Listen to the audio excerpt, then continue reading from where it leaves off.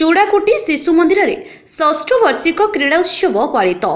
Dhamnagar block अंतर्गत चूड़ाकुटी सरस्वती शिशु मंदिर में चूड़ाकुटी मेलन पड़िया षष्ठ वार्षिक क्रीड़ा उत्सव अनुष्ठित हो जाइछि।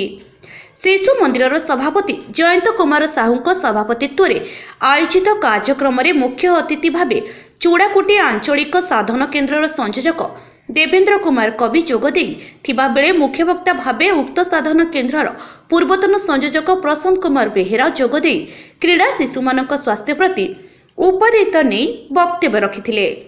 प्रारंभ में दीप प्रज्वलन कर क्रीड़ा पताका उत्तोलन करा जायथिला। परे अतिथि मानक द्वारा बालवर्ग पिलामानंकर 100 मीटर दौड़ प्रतियोगिता प्रथम द्वितीय और तृतीय स्थान निरूपण करा जाय क्रीड़ा उत्सव को आगे निया जायथिला।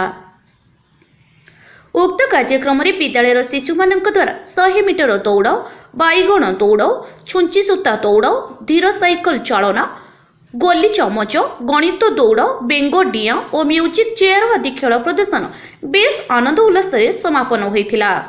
विद्यालय संपादक तथा सांबादिक विवेकानंद पंडा अतिथि मानकर परिचय तथा स्वागत भाषण प्रदान करथिले।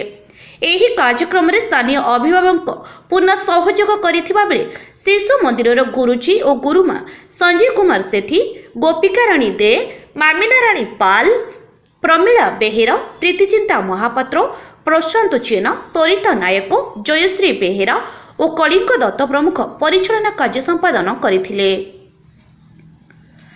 Dhamnagar Firoz Sahu report, Google news.